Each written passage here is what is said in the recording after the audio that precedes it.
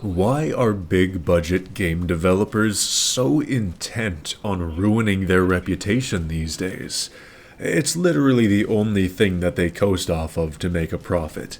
I mean, it's not like they think anyone's buying the next Call of Duty because of the new and improved shop menu. They do it because they are desperately trying to relive memories of old quickscope battles on Rust.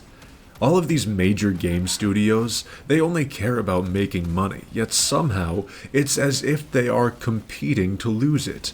As a mostly rational person, I find it remarkably difficult to get to the bottom of this, and, well, as an occasionally irrational person, I'm going to attempt figuring out why. Every single week, it's like we see another disastrous blow to already wounded reputations. Take a walk down memory lane with me. Do you remember when there was that massive scandal with Activision Blizzard? You know, that time when over 500 employees revealed that there had been gross misconduct occurring for quite some time? Or, let's do another one. What about Gamergate? You guys remember Gamergate, right?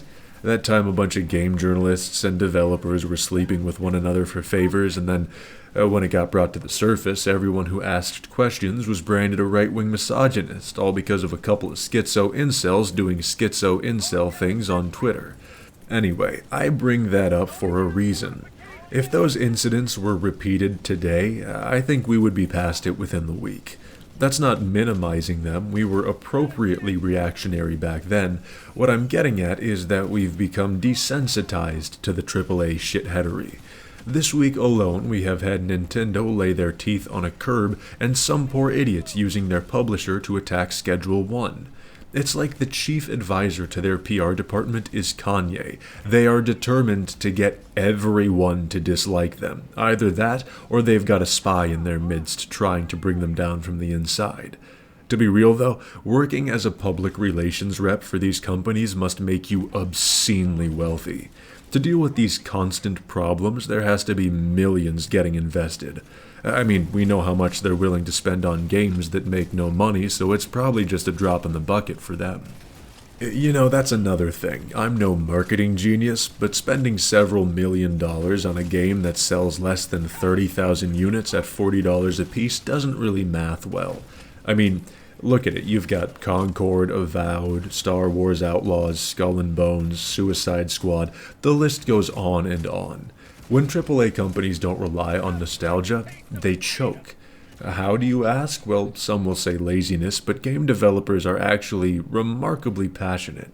So I think this comes down to an issue with direction. You aren't allowed to take any risks with these games. That's why everything feels the exact same when you play it. The only thing that changes over time is graphics and the scale of the world. It's easier to financially recycle content and attempt to litigate anyone who shakes the tree into oblivion, and I think they've found that out. But wait, there's more. I get to be conspiratorial now, and this is when things really begin to get fun. I have one more possibility as to what may be the prime culprit here. The nonsense culture war bullshit invading everything these days. Not to parrot the internet's favorite balding beast of Nurgle, but we have a war between Karens and incels on our hands here, and all of the normal people are caught in the middle wondering what the fuck is going on. I feel like this term has been watered down over time, but these two are the textbook definitions of identity politics. I'll give you an example, and don't worry, both sides will catch flack. I hate them equally and fervently. South of Midnight. Not a bad-looking game, original story, interesting art style, entertaining gameplay, but one big problem. They chose a real niche demographic for their main character, specifically a young black woman. What could possibly be wrong with that, you ask? Well, if you're a normal, well-adjusted person, nothing. If the game is entertaining, we go play the game, we don't care. However, for these people, and I'll get into who these people are in a moment, it's come out at the wrong time. If we stepped back several years, this would likely be popular just as Horizon was. Unfortunately, we have arrived at a time where it's very common to see video games intertwined with politics. Even if it's got nothing to do with it, somebody is going to make it a problem and it's going to snowball out of control. And thus, an equation has developed, an equation of my own making. Diverse character plus gaming audience will yield 3 simultaneous results. Incels blindly hate-bombing the game specifically because of the diversity's presence. Karens preemptively screaming at the incels for disliking the diversity, and these two groups don't care about succeeding, they just want the other to fail. Normal people, this is the third option, want nothing to do with any of it, leading to an absence in sales. The quality of the game never really matters, the cycle is always remaining the same. Now, believe it or not, both sides actually have semi-valid reasoning in their annoyance. See, the incels' point is partially correct. Gaming has seen an increase in abnormal dipshit developers self-inserting themselves into video games. They will make an entire game from the perspective of themselves talking to their high school bully. Now, normally that would be fine, whatever, don't buy the game, who cares, except they've also gotten to the point where they're doing it in beloved franchises and effectively stabbing it in the face several times over. It is a waste of time, effort, and money that could have been spent better elsewhere. As for the Karens, they do have a fair stance in being annoyed.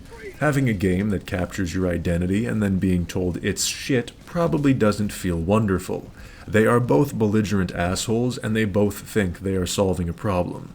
All of these games will fail invariably for 2 causes. Well, 4, I guess. The incels and the Karens are the main cause, and then the cause because of that is normal people not liking their entertainment embroiled in controversy, so they don't want to be associated with these groups, so they don't even bother touching the game.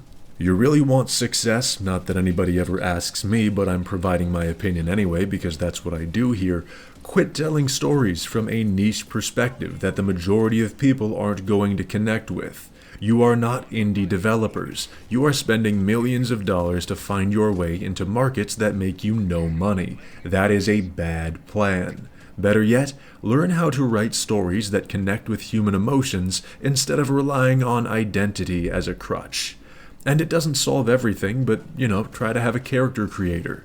People want to be represented by what they are playing. Simple as.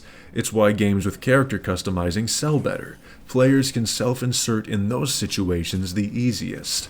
Now, you could say game creation is an art form, and you wouldn't necessarily be wrong, but once you get to the level of AAA development, it becomes a business. Stop sacrificing studios on the altar of mediocrity to convey a message that nobody cares about and is special to you. It's your job to appeal to a mass audience at that point. And on the topic of those who are able to consider their work an art form or an outlet for entertainment, indie developers must be finding themselves in one hell of an emotional roller coaster lately. I mean, let's think about it here. People want to play their games over the big budget creations more than ever. They must be elated, but it also must be mildly terrifying to see how intently multi-billion-dollar companies are trying to shut them down.